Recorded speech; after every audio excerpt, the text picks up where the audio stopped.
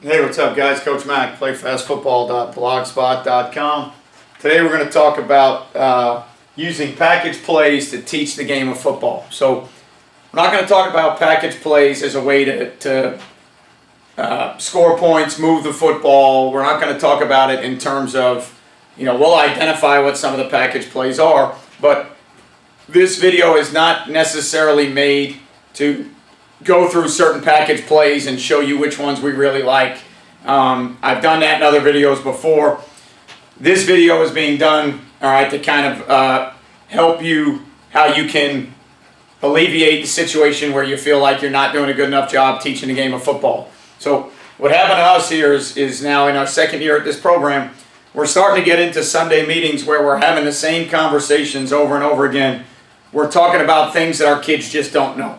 And we're talking about our quarterback doesn't understand where to go with the ball, and he doesn't understand who to read and what to do, and our receivers don't understand certain things, and our O-line doesn't understand certain things. And when you're in year two as a head coach, you start to try and tell your assistant coaches, okay, listen guys, if we're in year two and we still don't know some of these things, sooner or later we have to look in the mirror and blame ourselves. You can't talk about the fact that the previous coaching that these kids got at Pop Warner, junior high, JVs before, another school they might have moved in from. You can't blame that all the time and say that they just haven't been taught when you're in year two in week 7 and they still don't know certain things. All right, so what I did was I took an opportunity to take some stuff off of some of our assistant coaches' plates, and I went ahead and started calling our JV offensive stuff. And what I did was I went in and I said, all right, guys, here's what I'm going to do. I'm going to take the things that we already run, and I'm going to package them together, make them one-word play calls, and we're going to run the offense that we are already running.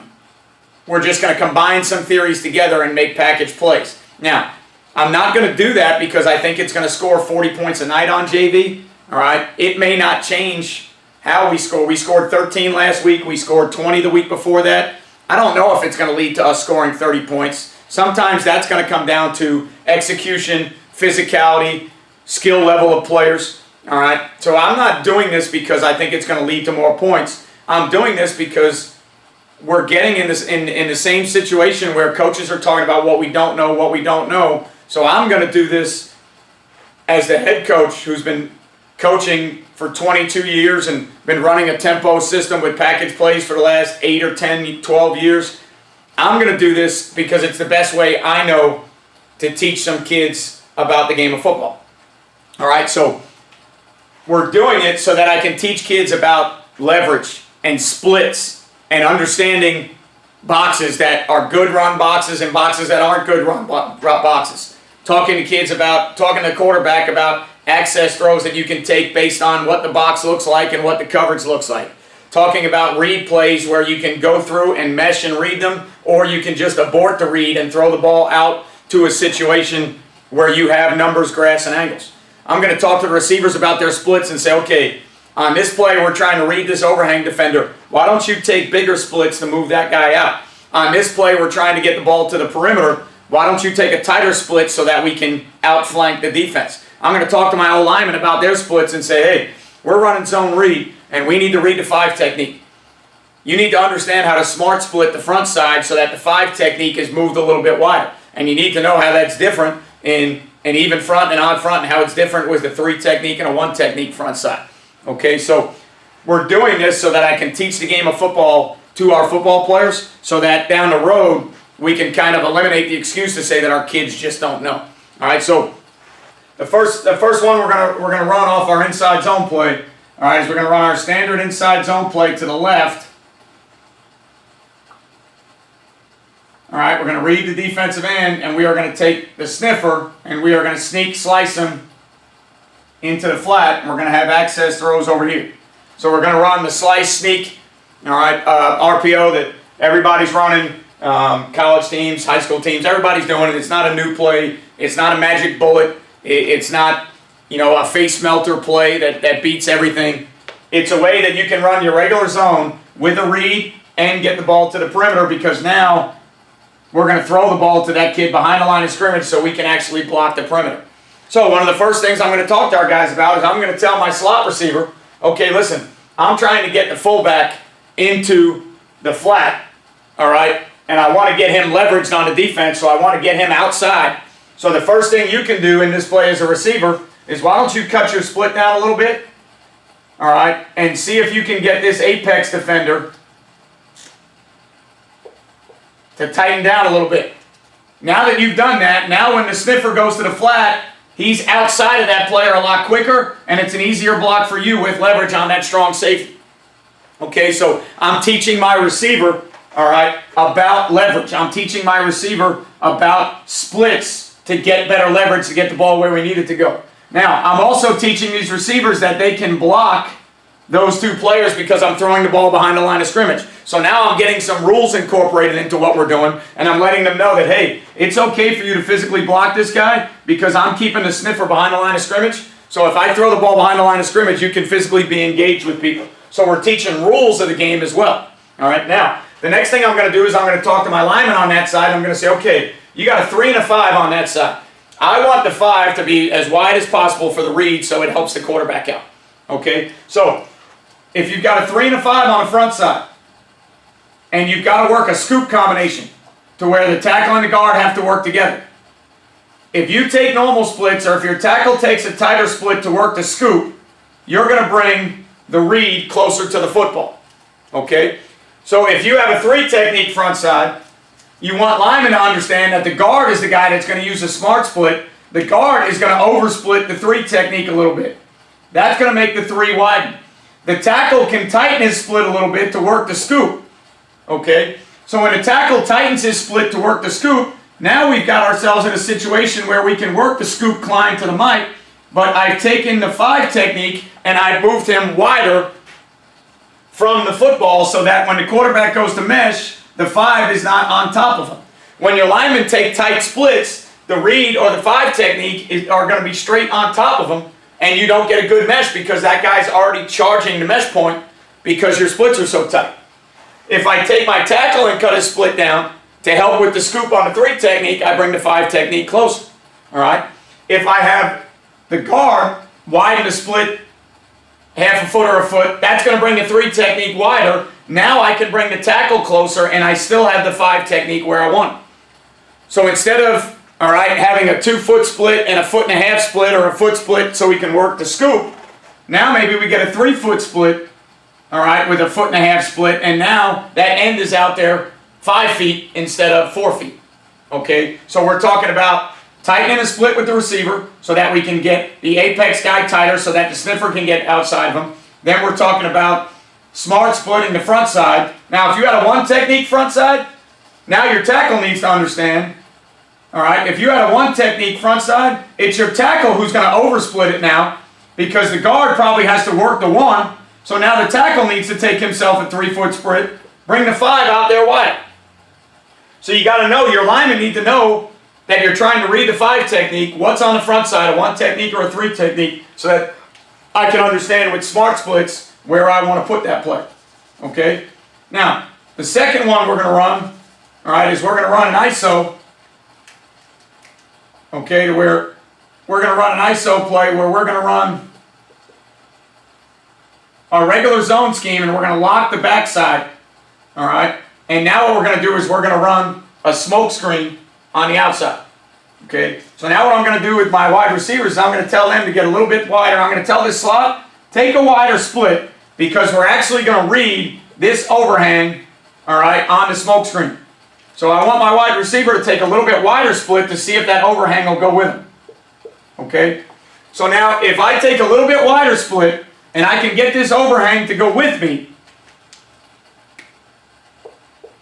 now with the 6 in the box, as long as I get a clean look in the box and I don't get this weak safety down tight hugging the box, with this 6-man box and the overhang widened, now when I read him, I should get a good give read with 6 helmets on 6 helmets in the box. If this overhang doesn't want to widen with you, okay, well now we know with those splits, if this overhang doesn't want to widen with us and we have numbers out here, now we've got 2 choices. We can run the bubble by 2 with the stalk by 1, or we can run the smoke by 1 with the flat stalk there. We've eliminated the strong safety from the mix because of our split. He chose to play the box and play the run. He's made himself a tighter to the box player, so now we can throw the bubbles or the smokes.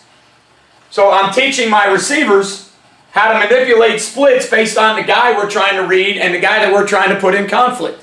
Okay? So when I wanted the ball to get outside that strong safety with my sniffer, I cut my split down so that if the apex cut his split down, now I got an easier block on it.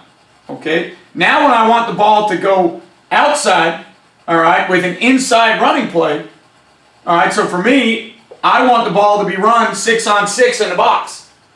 So now I'll take those guys and say, hey, I'm going to read the strong safety, so take your splits a little bit wider now and see if you can get the apex to widen out with you. Sometimes we might even take these guys and stack them all the way out here. And now see if we can get that apex to widen out and give us 6-on-6 in the box. If the apex doesn't widen out, then we'll just throw the smoke. All right, so it's our inside zone ISO lock play that we run already. We haven't changed the scheme. All right, what we've done is we put ourselves in a situation where we're trying to manipulate the guy that we want to read, teaching the game of football to our kids, teaching our kids that with our splits, we're trying to manipulate who we want to read. All right, and we're trying to create space on the football field to give us numbers, grass, angles, and while also teaching them, all right, what they need to do. Now I'm also teaching my Q here how to understand coverages and boxes and numbers, good boxes versus ugly boxes or dirty boxes, all right? Clean looks versus dirty looks, all right? Understanding that these are good run looks for us, these are not. And then I'm also teaching them when we start to get the overload type stuff. So if we get, you know, the 6-2 look with guys coming off the edge and 2 backers in the box playing man, and now we get nothing but man-to-man out here and man-to-man out here. Now the quarterback has to understand that's not a good, we don't play with a tight end, that's not a good box for us to run the ball against. You need to try and win off coverage hitch, press coverage fade out there so that we can play with tempo. So now I'm teaching my quarterback where the ball goes, when he can pull and rip the smoke, when he can pull and rip the access, and when we want to go ahead and run the zone ISO based on the numbers and the looks in the box. Okay, so we're trying to teach our guys more football. All right, we're trying to get them to understand the game of football so that we're not stuck over and over again talking about our kids don't know. All right, then we're also going to put our guys in a 3-by-1 set with 2 stacked receivers here. All right, with the tailback on that side, wide receiver out there. All right, and now we're going to run the same package plays off our zone play. All right, we're going to run the same package plays off our zone stuff.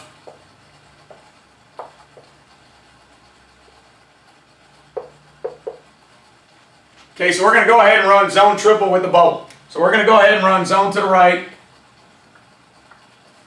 Okay, and then we're going to go ahead and we are going to work triple with a bubble here. So we're going to read the end, then we're going to read the apex, all right, as the triple read. So we're going to have a dive read, and then we're going to also have a pitch read off that apex. So I'm going to talk to these linemen the same thing I talked to the other linemen about. You got the 1 and the 5 on this side. We want to read the 5. Tackle. Take yourself about a 3-foot split. Bring the 5 out here wider to make this read cleaner for the quarterback. You're still going to scoop up to the will. You're not working a combination there. All right? If they gave us the 3 on the backside, I'm going to tell that guard to widen the split out. So now if it was the 3 back here, I would tell the guard to take about a 2.5 to 3-foot split. Bring the 3 wider so that if the tackle has to cut his split to work the scoop, now when the tackle cuts his split to work the scoop combination there, I still have the 5 technique wide enough to give my quarterback a chance to read. Okay? Then I'm going to talk to my quarterback about the backside access based on what they do in the box. If they want to come down and play a 4-3 box, all right, with just man-to-man out there, we can't run the zone play in 1 back. We can't run the zone play to 7 helmets. They have 7 in the box. We can't block that. So now I got to tell my quarterback that he's got to possibly win out here. All right, he's got to win out here with his access throws. Or if we get that type of box and we get a safety that's in the middle, okay, we get a safety that's in the middle and they give us 2 for 3 out here, I may tell my quarterback to just rip the bubble outside right now. So now I'm teaching my quarterback to look at numbers in the box for good, clean reads in the box. look at leverage, look at angles, look at how they're playing. All right, so I'm teaching my lineman the smart split on the 5 technique. I'm teaching my quarterback how to understand when to stay with the run play and when to get out of it. All right, I'm teaching my receivers how to manipulate splits out here. All right, so if that 1 is really not involved, we'll take the 1 and move him all the way out here so that he understands if he's just a stalk player. If we want to run the bubble and get leverage, we'll take the 1 and we'll move him down in here to see if we can get the corner tighter. So now when we go to stalk him, the bubble's already outside the corner. Okay? So now if we want to run the bubble, I'll tell my 1 receiver, hey, why don't you come down almost into a stack or a bunch look? All right, get yourself all the way down inside. So now that corner, most corners line up on receivers, so the corner's not going to stay out here. He's going to come and line up on you. So now when we go the bubble, bring him inside closer. So now when the bubble, this kid immediately, we got the ball outside all of the defense because we've changed our splits and we've changed our alignment. So now we're working with our receivers. All right, we're working with our receivers and we're talking about splits and we're talking about how to manipulate splits and how to manipulate defensive players. All right, we're going to do the same thing in 3x1 and we're going to give the quarterback, all right, we're going to give the quarterback a smoke screen, all right, or a mini version of a tunnel screen without lineman pulling because we're going to block a zone play. What we're going to do is we're going to block our zone lock theory.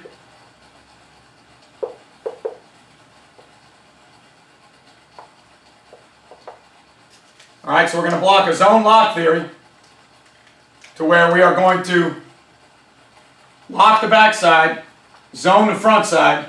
We're going to run inside zone and we're going to read the inside backer, all right? And we're going to read the inside backer fitting or vacating, all right? And we're going to run stick concepts behind that to where we're going to bring this number 3 inside the Sam over the mic. We're going to bring the number 2 on the 5-step pitch, all right? We're going to run vertical out here. We're going to read the inside backer and say, okay, look, if the inside backer is in the box, we're thinking we're going to end up throwing this ball. All right? So if the inside backer is in the box, we think we're going to end up throwing a stick play. The action of this running back right here is going to let us know where we think we want to go with the ball. So we're going to read the zone play with the inside linebacker in the box versus a 6-man box. I think that we're going to throw either the stick, all right, or the pop route. But I'm still going to go through and read it out because I want to make this linebacker step up so that if I go through with the ride, I feel like I'm going to get him to fit the run. Now I can throw the pop screen behind it. If I raise right up right now to throw the ball, now he might be a dropper and now I'm stuck maybe throwing the stick into coverage. So even though he's in the box and I think I'm going to throw the ball, I'm still going to have my quarterback go through the read to get him to do what I want him to do. So now I have a 2-on-1 situation. All right, where I can go ahead and throw, all right, either I'd love to get the pop vertical there. If I can't, I'd like to get the hitch out there. So we've got a old-fashioned kind of Y stick in a way with a pop route off an inside zone that's locked. Now I got to teach my quarterback. Maybe you get a different look where they got a 5-man box. All right, so maybe you get a 5-man box, all right, with a linebacker apex outside. Okay, and now maybe over here they put the safety outside, the free safety on top, corner there, and they sit 2 for 1 on the backside. All right, which is kind of how we play trips a lot of the time. Well, now I got a backer that's outside the box. Okay, so now my quarterback is thinking, hey, with that backer outside the box, we're going to lock this and take care of these 5. If that backer's outside the box and he can't fold fit, I'm going to give the zone. But we still have the stick route and the pop route coming. So now as we go through the read, if this guy wants to fold in here hard based on the base block of the tackle and the down block here, if he's a B-gap player and they haven't stunted to eliminate those gaps, if he goes to fold in here, we can throw the pop behind him. If he stays out here, now we can give the zone play to 5-on-5 in the box. So now I'm teaching my quarterback, is the backer in the box, is it a 5-man box, is it a 6-man box? All right, I'm teaching him where the numbers are, where the leverage is, all right, what we can possibly throw, all right, in that stick RPO deal with a pop pass. Now, I'm also going to teach my quarterback, if you get a loaded box now, and you get some type of double edge look, man pressure where they're going to go under with all these guys, double edge, and now the Mike's playing man, and now you get a look where it's 3 for 3, and they're head up on those 3, all right, and you get a look out here, well, we can't run the zone RPO to that box. All right, because now the guy that we wanted to RPO is up here blitzing. All right, there's another guy off the edge. So even if we fanned all this out, we'd have to get the backside here. They have 7, we have 5. There's got to be 2 guys unblocked somewhere, so we don't have the RPO theory there. So now versus this look right here, he's probably got to take his chances and win to the X one-on-one. So now my quarterback understands clean box, all right, muddled or cloudy box that we don't like, and now he understands how to do other things with the ball while also teaching our receivers, all right, some things to do with splits and how we want to work splits.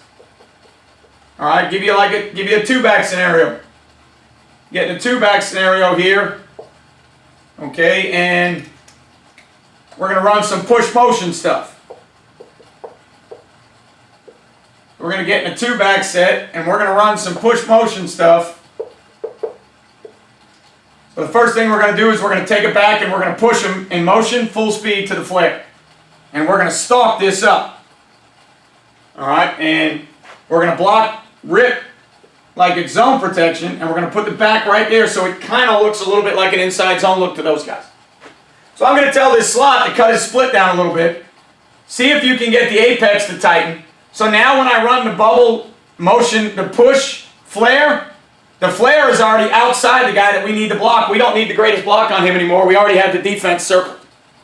So I'm going to teach that receiver that on that play we need to cut our split down. All right? We're going to cut our split down so that we can get him out there on the fast motion. All right, we're going to throw him the bubble screen or the flare out there in the fast motion. Cut my split, see if the apex will move, and then give myself an easier block. I don't want to oversplit this with the receivers to then possibly bring the apex a little wider, because now when I go to run the flare, if I don't have him leveraged, this is a tougher block now for this kid, and the ball's got to go back in there. So I want to be able to teach my receivers the splits that they need based on the play. So now I'm teaching my receivers splits while I'm teaching my quarterback. All right, my quarterback is getting numbers reads, angles reads, all right, reading boxes for where we want to run the ball, where we'd like to throw the ball. Now we're going to protect that play by coming back and running push motion flare. And now we're going to run inside zone locked. So now we're going to lock the inside zone, and we're going to read the Mike linebacker. So now that we've pushed the back out, we're going to see if we can get the Mike in a pattern match theory. Now on JV, you probably won't get it unless it's man, but you won't see a lot of pattern match on JV. We're going to see if we can get the Mike to push. And now what we're going to do is we're going to bring the inside receiver underneath and try and get him on the slant so that now on this push motion, all right, if we got this guy trying to widen to play the flare, and now we got the Mike trying to push, we're going to run inside zone with a lock on the Mike, all right, with a lock up front on these 5, read the Mike, and now if the Mike stays in the box and the strong safety pushes, we're going to get the pop right behind the Mike. If they're a pattern match team, like you'll see in varsity sometimes, this Mike will start to leave the box to push, and now in the pattern match, strong safety has the flare, the Mike has the new 3, which is that route right there. Well, we got the box locked, we got those 5 blocked, run inside zone and make the Mike run. Okay, so now, teaching my quarterback and my receivers how to get leverage when we want the ball outside. Then I'm teaching them how to protect themselves off the same motion. I'm teaching my quarterback how to now look at movement of motion. So now that when we come back with the same motion, I'm teaching my quarterback, hey, are they pushing to this? All right, are they pattern matching it and trying to push the strong safety into Mike? So now that if you see that and they're pattern matching it, now we can give the inside zone. All right, so those 2 plays protect one another, and it gets my quarterbacks to understand who to read, what we're trying to read, how we're trying to get leverage, get my wideouts to understand what to do with their splits to gain leverage, while also getting my quarterback to understand in a tempo world, you had better be able to get me in situations to where you understand versus certain looks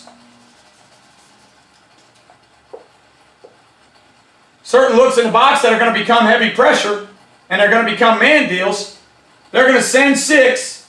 All right, they're going to send 6, and we've got a lock scheme right now, so we're not reading a down guy. The best we can do is read the Mike and quarterback run, but that's not the play we've got drawn up. So right now they're going to send 6.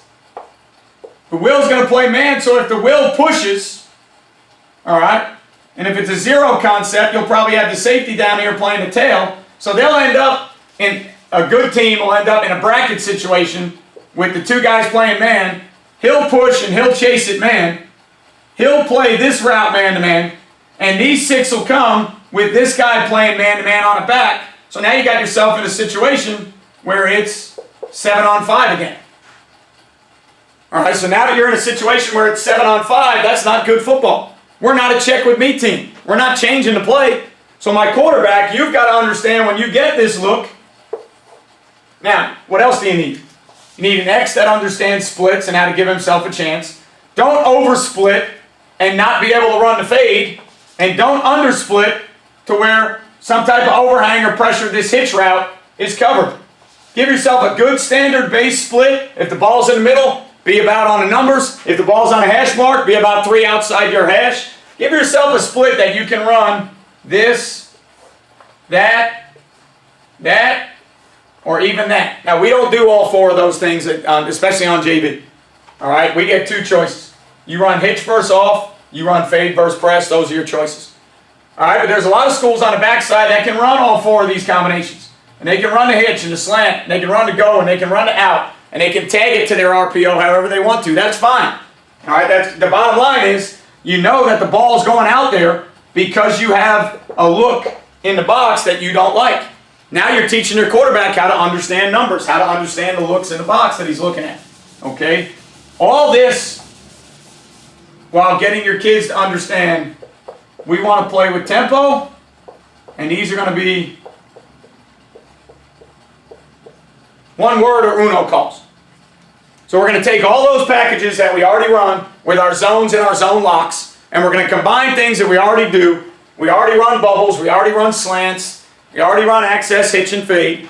So we're not going to create a new offense. We're just going to take our offense and package it together and get our guys to understand that now we're going to play with extreme tempo, because now there's less words being said. All right? We're going to play with extreme tempo, and we're going to eliminate verbiage, and we're going to eliminate terminology by using one word to call that play.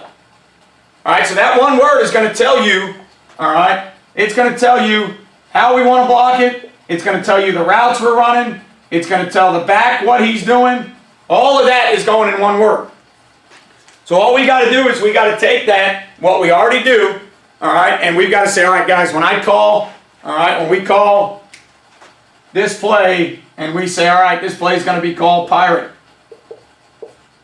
Okay, when I call pirate, O-line, you block zone right. Okay. Wide receivers on the backside, you run key screen. All right. Front side wide receiver, you run access. So it's all just built into the play already. All right, we're not changing anything. I haven't drawn up a tackle wrap. I haven't drawn up a trap. I didn't go and change the blocking schemes. All I did was put everything into a one-word package to where we can run 9 different plays, 3 out of each formation, 3 formations, 3 plays from each formation, packaged together with things that we already do. So we don't have to teach our O-line new plays. We don't have to teach our backs new plays. And we really don't have to teach our receivers new plays. Okay? We are running all those things in a one-word tempo deal. All right? And the real reason we're doing it, we're not doing it because I think it's the most effective way to score points. I would be package plays with everything that I do.